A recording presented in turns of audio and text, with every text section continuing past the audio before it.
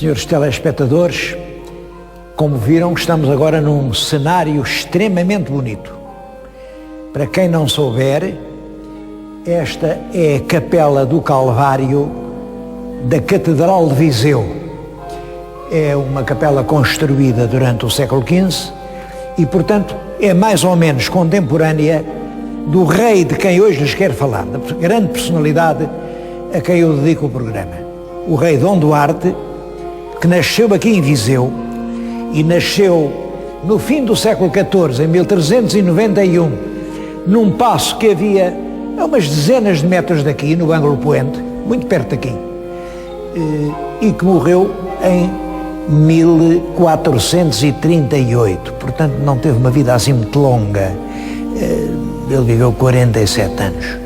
Desses 47, só durante 5 anos é que foi rei. Foi um reinado atormentado. Apesar disso, eu acho que é uma das figuras mais interessantes e hoje mais exemplares da história de Portugal. Era um homem que levava o seu dever extremamente a sério. Acho que nunca ninguém reinou com um grande sentimento de responsabilidade como ele.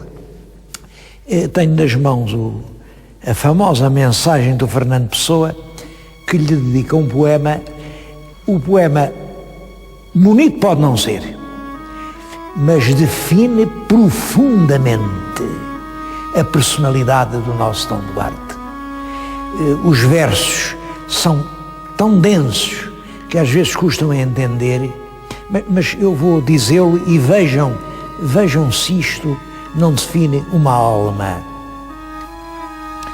Meu dever fez-me como Deus ao mundo.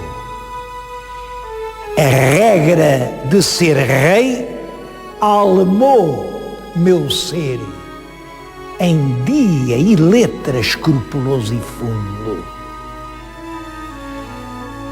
Firme em minha tristeza, tal vivi. Contra o destino cumpri o meu dever. Inutilmente? Não, porque o cumpri. O poema, como vêem, tem coisas duras, como almar meu ser. Almar meu ser deu alma à maneira como sou. E esta ideia final, eu acho isto tão bonito. Contra o destino, cumpri o meu dever. Inutilmente? Não. Porque nunca é inutilmente que um homem cumpre o seu dever. O dever é um imperativo categórico. Cada um nasce e tem um dever. Dom Duarte, ao morrer, podia realmente dizer: cumpri o meu dever no mundo.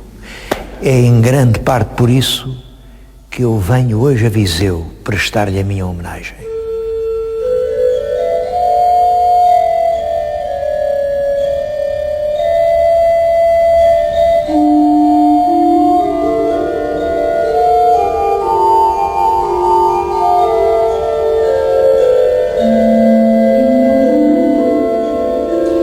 Eu próprio pergunto a mim, de onde é que me vem esta admiração que eu sempre senti pela figura do rei Dom Duarte? Bom, penso que está ligada a este livro. Isto é um velho livro que existia na biblioteca do meu pai. É um livro editado em Lisboa, na tipografia rolandiana, em 1843. Portanto, reparem, é um livro de há 160 anos. É o Leal Conselheiro do rei Dom Duarte. O Leal Conselheiro é realmente isso. É um livro em que o rei Dom Duarte aconselha as pessoas que conhece a trilhar os caminhos que ele entende que são os caminhos do dever. Tem um prefácio, o Leal Conselheiro, que é dedicado à rainha. Ele diz mesmo que foi a rainha quem lhe pediu para escrever este livro, e depois diz: filhai-o como um ABC de lealdade. E lembro-me, era garoto, esta palavra filhaio fazia-me impressão. Filhar quer dizer agarrar, tomai conta dele, como um ABC de lealdade. E depois explica, o A são as nossas paixões, os nossos instintos naturais, enfim, a nossa brutalidade, o nosso egoísmo, é como nós somos. O B é o bem que nós devemos atingir, o ideal de perfeição para o qual nos encaminhamos. O C, bom, olha, o C é o mal em que caímos se não conseguirmos atingir o bem que é o nosso destino. Bom, e essa ideia de um ABC de lealdade, que ele escreve e dá ao seu país, tomai-o e filhai-o como um ABC de lealdade. Confesso que isso impressionou-me sempre muito. Pensei que esse conselho, dado por um rei ao seu país, este é um ABC de lealdade, cumpri, este tem que ser um país de gente leal, dominando-se a si própria, procurando o progresso coletivo, amando-se uns aos outros, um rei que consagra uma parte grande da sua vida a escrever esta obra, e isto impressionou-me muito. E, para ser sincero, continua a impressionar. Eu acho que um ABC de lealdade continua a fazer falta a muitos portugueses. Olha, impressionou-me tanto. Eu licenciei-me em História e Filosofia. Tenho aqui a minha tese de licenciatura. Bom, ela está assim encadernada, solene, mas realmente é um trabalho sobre Dom Duarte. Dedico inteiramente a essa tentativa de exemplar nacional que é o Leal Conselheiro, que eu dediquei a minha tese de licenciatura.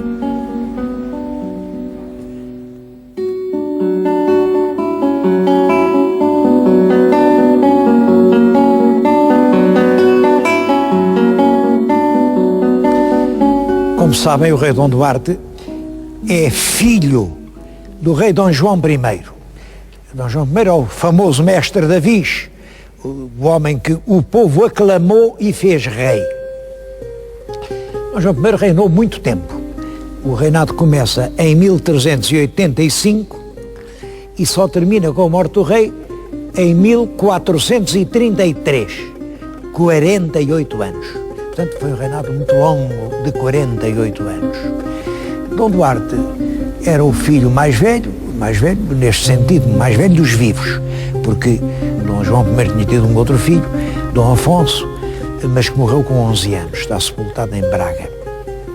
Depois era este Dom Duarte, o herdeiro do trono, que viveu até aos 42 à espera de herdar o trono, ser rei de Portugal. Ele viveu muito tempo em Leiria, naquele palácio, aquelas lindas janelas que abrem sobre a cidade. Ali residia o Dom Duarte em sendo infante, como dizem as crónicas. Eu até tenho a ideia de que aquele passo será obra dele próprio, Dom Duarte, porque está bem dentro do estilo da batalha dessa época, dos anos 20, 1420, julgo que será mais obra do filho que do pai, e porque o rei Dom João I, em matéria de dinheiros, era extremamente agarrado. O Dom João I não queria gastar dinheiro. Fez a batalha, claro, para comemorar a sua vitória de Aljubarrota, mas ali perto, naquela nobre vila de Leiria, junto do velho castelo medieval, alguém fez um passo real, um passo de uma grande beleza. Julgo que aquilo é obra do próprio Dom Duarte. De qualquer maneira, ele esteve lá muita vez, há muita coisa escrita por ele lá. Olhem, metade do Leal Conselheiro deve ter sido escrito ali naquelas varandas sobre a cidade. Mas quando Dom Duarte sobe ao trono, já em 1433, o pai, de velho, já estava bastante passado e já eram os infantes quem governava o país. A verdade é que Dom Duarte ficou muito marcado pela figura do pai. Eu acho que se pode mesmo falar numa fixação. Quando perdeu o pai, parece que acabou o mundo. lá no Castelo de Leiria, há uma igreja que no teto, em toda a parte, tem um Y, Bom, Y, até houve quem pensasse que aquilo queria dizer Isabel, mas não é. Aquele Y é o Y de João. A palavra João não se escrevia com J, escrevia-se com um Y, I-O-N-E, Y. É o mesmo, exatamente o mesmo Y que aparece nas moedas de Dom João. Ora, ele manda escrever o nome do pai por toda a parte. E uma das primeiras leis que fez, que é muito célebre, chama-se Lei Mental. A lei mental realmente é muito importante, porque é uma lei que vem realmente concentrar muito o poder real, porque dizia isto: quando há alguém que tenha em seu poder bens dados pelo rei, quando alguém morrer, esses bens só podem ser herdados pelo filho primogênito varão. Se não houver varão, se houver filha, perde-lhe o direito, vai para a coroa. Se não houver filhos, houver irmãos, só irmãos do falecido, vai para a coroa. Se houver ascendentes, vai para a coroa. Bom, é claro que isto fazia reverter para a coroa imensos bens. Quando as pessoas morriam sem um filho, os bens revertiam para a coroa e a coroa enriqueceu muito com essa lei. Mas porquê é que ele chamou lei mental? Exatamente por causa dessa fixação de que eu estou a falar. Ele só deu esta explicação. Essa lei andou muitos anos na mente do meu pai. O meu pai trazia isso em mente. E como ele o trazia em mente, eu o ponho em lei. Quer dizer, Dom Duarte procurava pôr em prática tudo como tinham sido projetos do pai. Claro que o pai, que era um habilíssimo político, Dom João I, era um político sabedor. O Dom João I nunca pôs essa lei em prática porque sabia muito bem que isso ia provocar uma reação enorme da nobreza e pôr a nobreza contra ele. Olhem como em grande parte pôs contra o Dom Duarte. Só que o Dom João I era um político e o filho era um filósofo. E podem crer, não há nada tão diferente entre si como um político de um filósofo. Estou a falar nesta ideia da fixação que o filho tinha pela memória do pai, porque é isso que explica a grande tragédia do reinado. A expedição de 1437 a Tanger. Estive-lhes a falar aqui, diante de uma porta do século XIV, da Catedral de Viseu. Certamente Dom Duarte várias vezes terá entrado ou visto esta porta, mas agora para lhes falar a tragédia, vamos escolher outro cenário.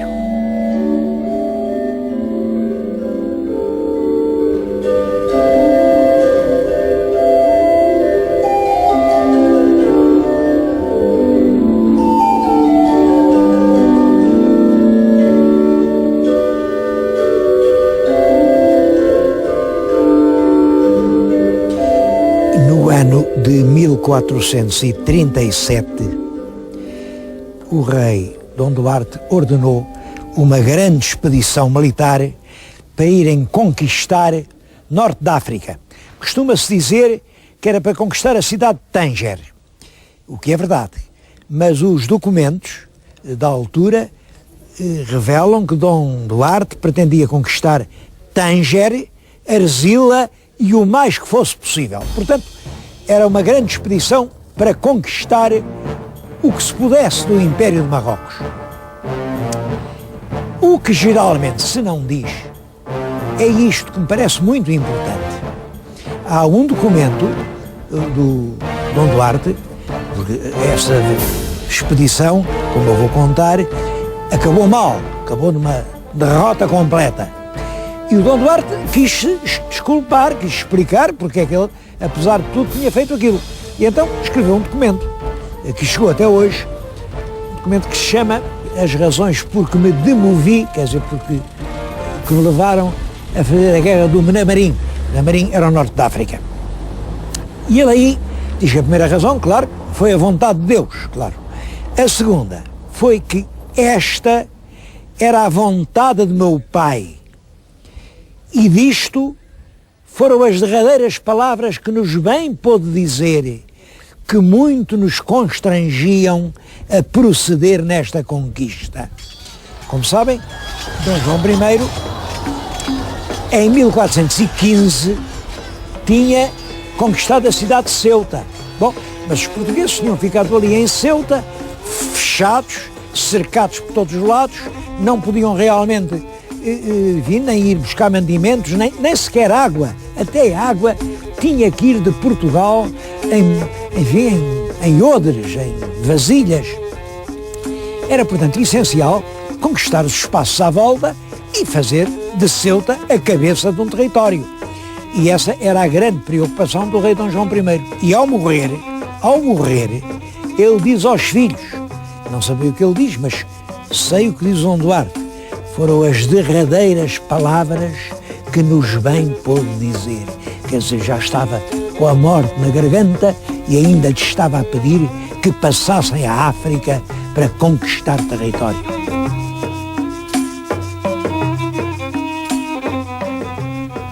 Compreende-se bem que essas palavras ditas na hora da morte tivessem impressionado muito Dom Duarte. Aliás, e volto agora a mostrar o Leal Conselheiro, ele tem aqui um capítulo, é um dos últimos capítulos do Leal Conselheiro, sobre as relações que tinha com o pai. E aqui diz exatamente isto.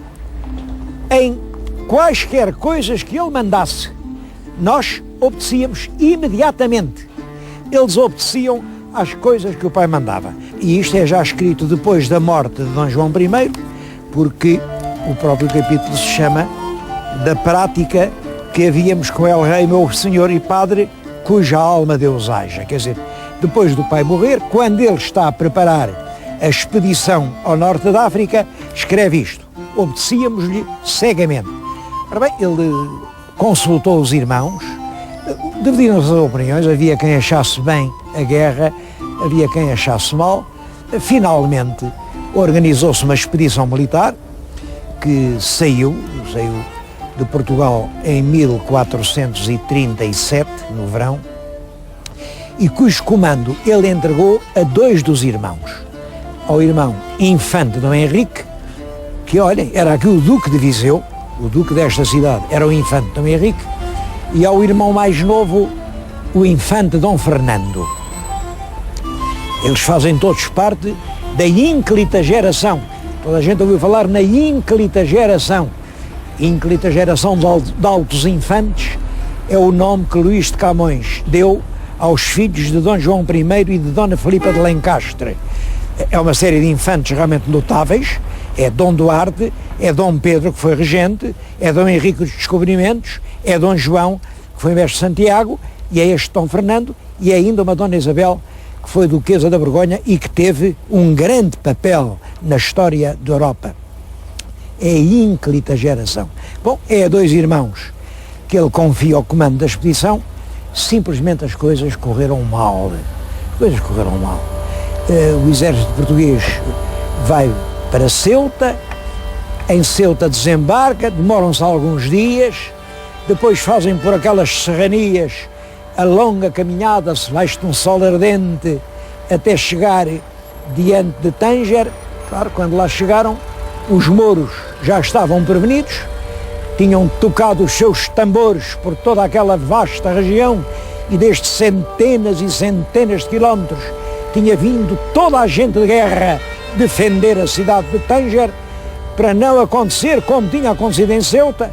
Ceuta foi apanhada de surpresa, estavam desprevenidos, nem armas tinham na mão quando os portugueses lá chegaram.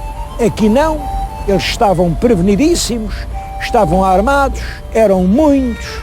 Olhem, o que aconteceu foi que, apesar de todos os esforços que os portugueses fizeram, acabaram por se encontrar cercados. Eles queriam cercar a cidade de Tânger e viram-se cercados pelo exército dos mouros.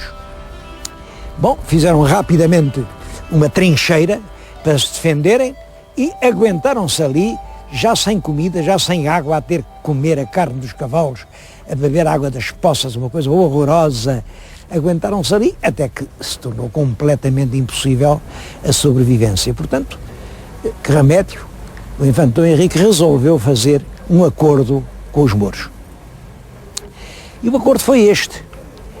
Os mouros deixavam-no chegar até à praia e embarcar nos navios portugueses que entretanto lá tinham ido, e em troca nós tínhamos que entregar a cidade de Ceuta. Cidade de Ceuta que lhes tínhamos conquistado muitos anos antes. Isto está-se a passar em 1437 e a cidade de Ceuta foi conquistada em 1415. Bom, nós devolvíamos Ceuta e eles deixavam-nos embarcar e salvar as vidas. O acordo foi esse. É claro que quando se faz um acordo tem sempre que haver garantias. E a garantia que os mouros exigiram foi que nós deixássemos lá o infante Dom Fernando. Era um dos comandantes da expedição. Era irmão do rei Dom Duarte. Ficava lá para garantir que nós cumpríamos a palavra dada. Entregávamos Ceuta e o infante era restituído à liberdade. Bom, e assim pudemos, olha, voltar a reembarcar. Houve quem dissesse que o acordo foi errado, porque, mesmo assim, foi dificílimo embarcar. Os mouros não obedeciam às ordens que lhes davam e vinham de toda a parte à pedrada, com ferros, com lanças, a cutilar os nossos, ainda morreu muita gente. Mas, enfim, o mais importante da expedição lá conseguiu chegar a Lisboa. E agora? Agora era preciso entregar Ceuta, uma cidade da qual os portugueses tinham imenso orgulho. O rei Dom João I, no seu túmulo, lá tinha posto que ele tinha conquistado Ceuta. Era a grande, mesmo o título do rei de Portugal era rei de Portugal, e do Algarve da Aquém e Alemar em África. Reparem que era tudo isso que caía se nós entregássemos Ceuta. Mas a verdade é que se não entregássemos Ceuta, o infante não saía lá da sua situação. Estava prisioneiro dos mouros e lá ficava. O que é que o rei Dom Duarte devia fazer perante isto? Bom, eu penso que ele, que agia sempre de uma maneira honesta e rigorosa, ele reuniu as cortes em Leiria, portanto os representantes da nação, os bispos, os altos nobres, os representantes das vilas e cidades. Nessa altura as cortes, como hoje os parlamentos, representavam o país, e pôs a questão: devemos entregar Ceuta e salvar o meu irmão, ou não entregamos Ceuta e deixamos lá morrer o meu irmão? Porque no fundo, bom, as cortes entenderam que não se podia entregar Ceuta, que o infante preso tinha que se libertar, ou pagando um dinheiro, ou for com negociações, fosse de outra maneira qualquer. Entregar Ceuta aos mouros, isso nunca. Bom, e é depois disso, essas cortes reuniram-se em Leiria, no castelo de Leiria. É depois disso que o rei Dom Duarte, profundamente emocionado, então ele tinha ordenado aquela expedição, tinha mandado o seu próprio irmão com ela, e agora deixar morrer um irmão. Bom, é nesta altura que é em Portugal um pequeno surto de peste e Dom Duarte morreu em 1438. Nessa altura disse-se que ele morreu não foi da peste, foi de desgosto. Nessas coisas nunca ninguém saberá a verdade. Morreu ao fim de 5 anos de um reinado que foram para ele um verdadeiro calvário.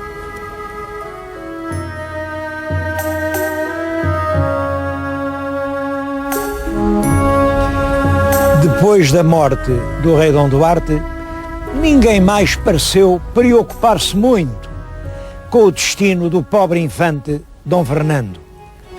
Lá em Marrocos, logo que viram que nós não íamos cumprir a palavra dada, meteram-no numa masmorra, obrigaram-no aos trabalhos mais vexatórios e mais violentos, e o pobre príncipe vem a morrer uma dezena de anos depois, e hoje chamam-lhe o Infante Santo.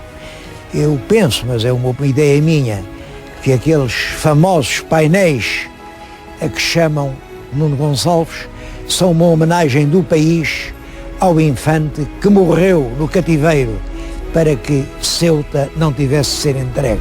Mas isso é uma ideia minha. De qualquer maneira, Dom Duarte é o príncipe ideal, é o leal conselheiro, é o homem que reflete profundamente em tudo quanto faz, em tudo quanto ordena. É um homem que considera que o príncipe deve ser um modelo de virtude. Eu, sinceramente, acho que hoje o exemplo de Dom Duarte continua a ser o exemplo de um leal conselheiro.